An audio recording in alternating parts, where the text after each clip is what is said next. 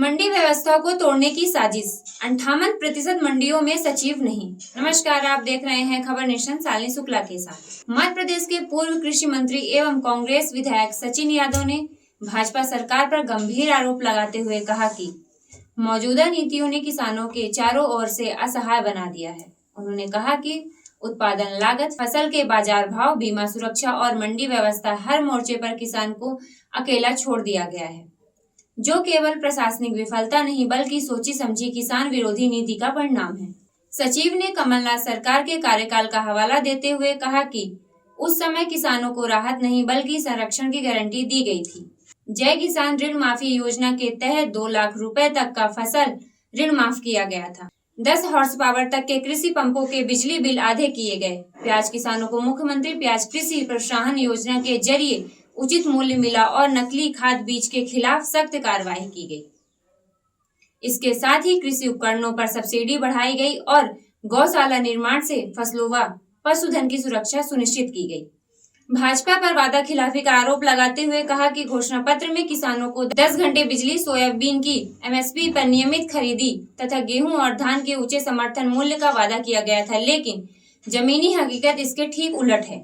ग्रामीण क्षेत्रों में बिजली की अघोषित कटौती जारी है। 2025 में सोयाबीन की सरकारी खरीदी बंद कर दी गई और गेहूं, धान के घोषित दामों में कोई ठोस गारंटी नहीं है।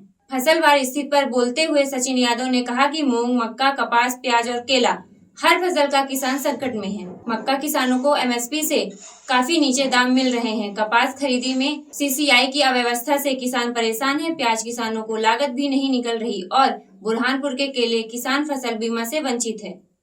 उन्होंने आरोप लगाया कि खाद्य संकट के दौरान किसानों पर लाठीचार्ज हुआ, एक महिला किसान की मौत हो गई, लेकिन सरकार ने संवेदनशीलता दिखाने के बजाय किसानों को ही दोषी ठहराया। फसल बीमा योजना को लेकर उन्होंने कहा कि किसानों से हजारों करोड़ रुपए का प्रीमियम वसूला गया, लेकिन नुकसान के बावजूद बेहद मामूली मुआवजा दिया गया, जिससे बीमा कंपनियों को भारी मुनाफा हुआ। वहीं मंडी व्यवस्था को कमजोर करने की साजिश का आरोप लगाते हुए उन्होंने बताया कि मंडी बोर्ड पर हजारों करोड़ की देनदारी है।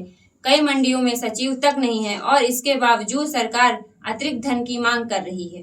भारतीय जनता पार्टी के 2 साल के कार्यकाल पूरे होने पर जिस प्रकार से जो जश्न मनाया जा रहा है, जो ढिंडोरा पीटा जा रहा है, जो पीठ थपथपाने का काम किया जा रहा है और जिस प्रकार से जो